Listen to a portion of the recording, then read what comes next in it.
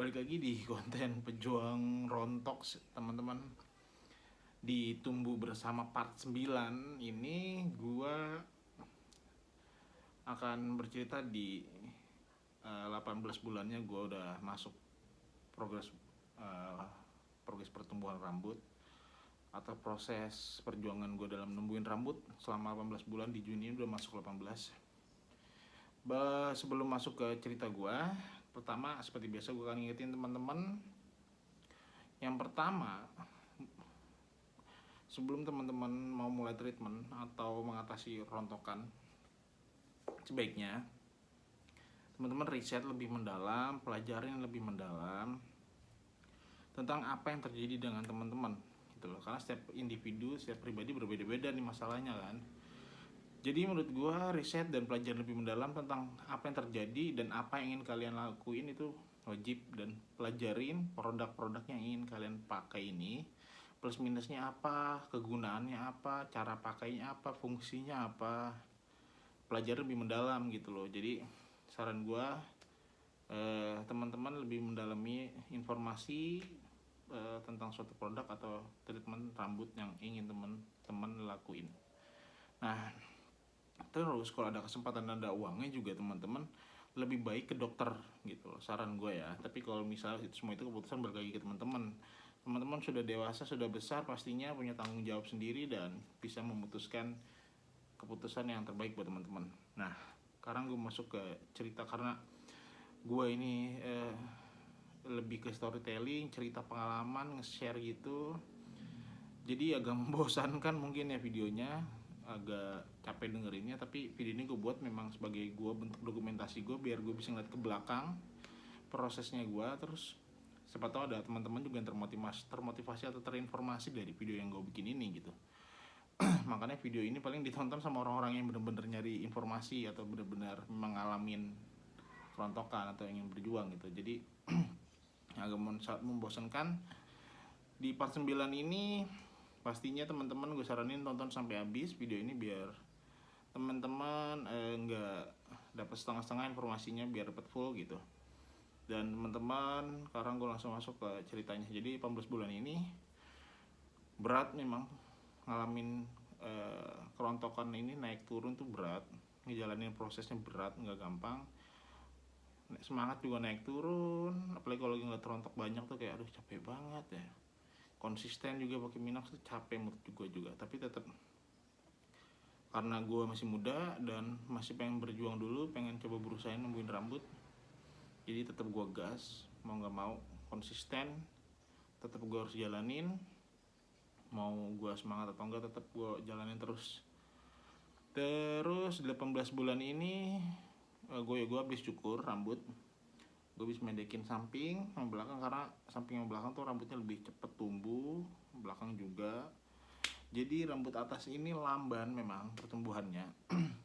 Terutama bagian depan sini tuh lamban banget. Yang kayak misalnya bagian space, yang ada space rontoknya itu jadi kebuka kayak botak. Ketika dia tumbuh baby hair, terus dia muncul agak lebih tinggi, itu buat dia lebih panjang lagi dan lebih besar tuh lamban banget prosesnya. Malah menurut gue lebih parahnya keburu dia rontok dibanding nunggu dia besar gitu ya. Gitulah, tetap jalanin. Gue juga masih menerka-nerka aja apa yang terjadi sama diri gue, karena gue coba-coba penalah dikit-dikit, perlahan dikit-dikit. Terus mudah-mudahan gue dapet masalahnya apa, jadi mudah-mudahan kedepannya gue bisa nemuin masalah dan bisa lebih ngatasinnya lebih cepat. Terus emang pertama kerontokan itu susah naik turunnya ya, karena banyak faktor. Mungkin salah satu atau beberapa faktornya kayak stres tidak terkontrol, nutrisi yang tidak tercukupin, banyak begadang mungkin juga bisa jadi salah satu. Terus nggak olahraga mungkin juga bisa jadi. Jadi itu beberapa, mungkin masih ada banyak lagi penyebabnya. Tapi mungkin kekurangan vitamin di dalam tubuh, kita juga nggak tahu. Makanya coba teman-teman bisa ke dokter dan cek vitamin yang ada dalam tubuh yang mana yang berkurang kayak gitu-gitu. Nah, jadi baiknya gue juga berusaha menekan beberapa faktor itu supaya agak kurang kerontokannya. Jadi produk-produk yang kita pakai itu membantu memang, tanpa itu akan lebih parah memang. Karena kita ini kan pakai produk tertentu yang punya ingredients atau kandungan yang memang bagus untuk kulit kepala dan rambut, untuk menutupi rambut. Jadi membantu kita, tanpa itu gue rasa berat lebih parah. Terus masuk ke ke pakaian gunain minoxidil. Seperti di video-video yang lalu banget gue bikin, gue tuh tahun kemarin gue nyobain berhenti minoxidil, nyobain sehari satu kali, sampai akhirnya gue pikir udahlah, memang harus konsisten, gak bisa bolong-bolong sehari 2 kali. Jadi makanya gue saranin teman-teman tetap pakai, jangan lepas kalau belum maksimal ya, tumbuhnya belum lebat. Tapi ini juga baik lagi, gue belum sampai sana ya, jadi gue belum bisa tahu nanti setelah udah lebat harus kayak gimana.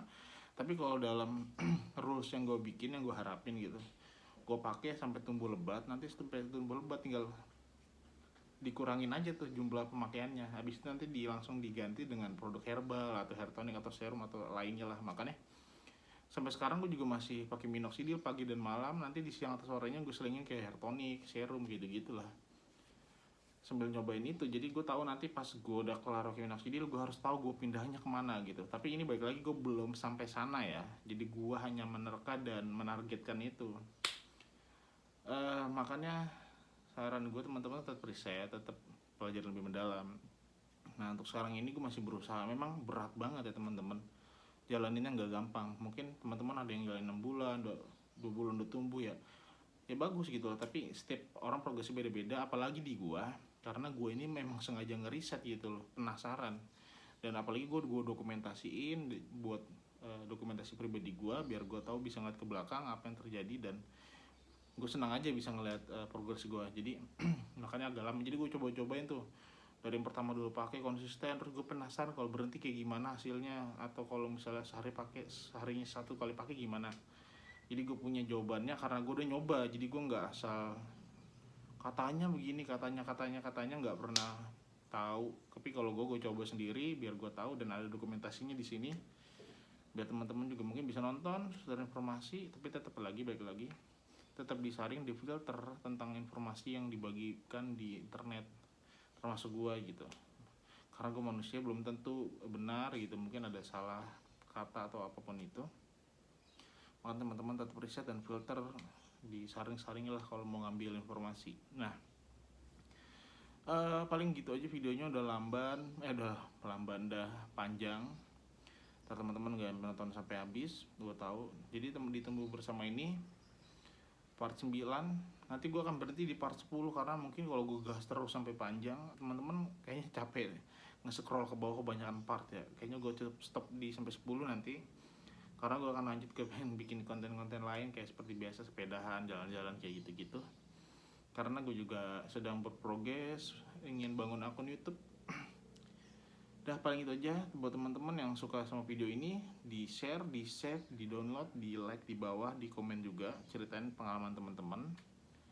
Terus jangan lupa di subscribe juga, kasih klik di lonceng pemberitahuan biar teman-teman tahu kalau gue udah upload video. Nah terus buat teman-teman ya yang memang pengen sharing, bisa follow TikTok gue. Di sana gue update hampir setiap hari tentang rambut. Atau pengen follow Instagram gue juga bisa. Di sana gue memang gak selalu sering update, tapi teman-teman bisa di DM di antara 2 sosial media itu kalau pengen sharing. Nanti linknya gue taruh di bio gue ya, di bawah nih link sosial media gue. Paling itu aja. Tetap semangat, konsisten. Kirana menurut gue, kita gak pernah tahu kalau kita gak nyoba, dan harus dicoba baru kita tahu. Karena menurut gue lebih baik mencoba dan gagal dibanding kita nggak pernah tahu jawabannya. Jadi gue lebih baik mencoba dan gagal dibanding gue nggak pernah tahu jawabannya. Karena gue takut penyesalan, gue selalu takut nantinya gue nyesal kenapa nggak nyoba. Paling itu aja, semangat.